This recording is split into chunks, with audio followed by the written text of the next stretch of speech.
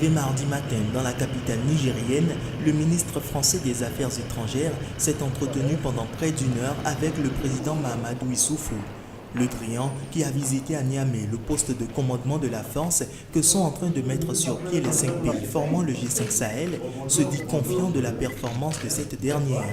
Et je suis convaincu que la mise en œuvre de cette force conjointe, à partir du moment où elle sera déployée sur les 3 fuseaux qui sont préindiqués, sera une bonne réponse aux questions sécuritaires. Mais ça suppose une grande détermination, un bon suivi. J'ai pu constater ce matin, en allant voir l'état-major du fuseau central, que ça se mettait en œuvre, que les premières actions allaient commencer. Et c'est ce que nous allons valider au Conseil de sécurité du 30 novembre. Les dirigeants des pays du G5 Sahel, aiguillonnés par le président français Emmanuel Macron, ont acté le 2 juillet à Bamako la constitution de cette force anti-djihadiste conjointe et débloqué des fonds pour commencer son déploiement en septembre-octobre. Cette force, qui a maintenant son état-major installé à Sévaré, dispose de 3 fuseaux d'action dont le plus immédiat est celui de la zone des 3 frontières entre le Mali, le Burkina et le Niger. Tout ceci pour riposter aux attaques menées par des groupes terroristes de la région. Tout ça se met en œuvre.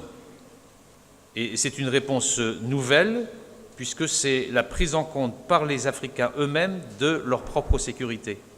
Et c'est la prise en compte de la sécurité des frontières par les forces conjointes. Et cela avec le soutien de la France, parce que c'est sa responsabilité, mais sur l'initiative africaine. À terme, la force G5 Sahel doit comprendre 5000 hommes et aura, à la différence des casques bleus de la MINUSMA, la possibilité de s'affranchir des frontières lors d'opérations anti-djihadistes. Son financement est loin d'être bouclé, seuls 108 millions d'euros ont été promis sur les 423 millions jugés nécessaires par les pays membres. Une conférence internationale de planification des contributions est prévue le 16 décembre 2017 à Bruxelles.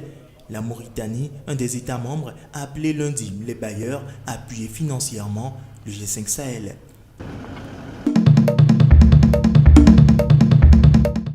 Un minaret en céramique qui ressemble à un clocher d'église, des murs multicolores, une immense porte en bois sculpté, la grande mosquée de Porto Novo est un des joyaux de l'architecture afro-brésilienne. Cependant, comme le reste de la capitale du Bénin, elle menace de s'effondrer. Je vis ici depuis longtemps avec ma famille. Bon, voilà l'état de la maison, ça s'écroule depuis des années. Et plus les jours passent, plus ça s'écroule. On n'en fait rien, on n'en tire rien. C'est là, inutilement, on ne reçoit rien de ça. Au moins, il faudrait qu'on réfléchisse à ça, soit détruire ça, soit faire quelque chose de bon. Dès la fin du XVIIIe siècle, Porto Novo fut l'un des points d'arrivée des anciens esclaves affranchis qui désiraient retourner sur le continent de leurs ancêtres. Ces rues rappellent celle de Salvador de Bahia au Brésil et racontent cette période afro-brésilienne cruciale pour l'histoire du continent africain. Et pourtant, pas un seul édifice n'a été classé par l'UNESCO au patrimoine mondial, pas même la grande mosquée. L'original, c'est cette mosquée-là. Et c'est le seul type en Afrique actuellement. C'est à Lagos qu'il y avait une mosquée qui lui ressemble, mais elle a été cassée, démolie, et les gens ont reconstruit une autre mosquée. Porto Novo est pratiquement la seule ville bénéficiaire de ce type architectural.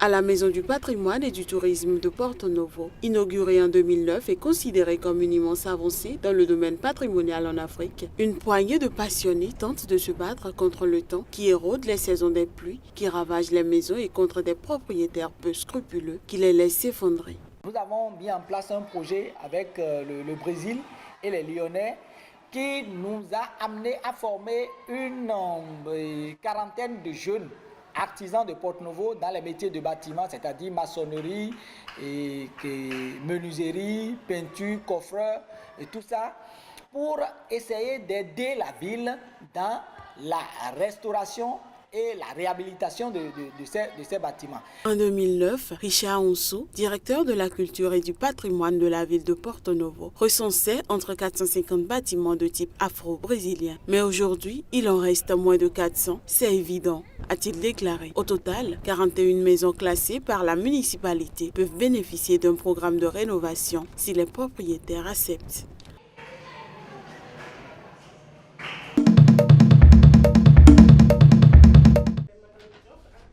Dans cette petite entreprise de livraison de repas à Dakar, c'est l'heure des comptes pour Mariem Assietou Diagne. Depuis quelques mois, fini le papier, cette commerçante utilise Weebie, une application de comptabilité lancée en 2015. Pour tirer les factures, avant on utilisait des facturiers, ça prenait beaucoup de temps, on utilisait beaucoup de papier et tout, et financièrement aussi, c'était pas ça. Mais depuis qu'on a commencé à utiliser la tablette, ça nous simplifie le travail. Ça nous permet aussi de faire un suivi client, de savoir les clients qui sont réguliers, le nombre de commandes et aussi combien de plats on sort par jour.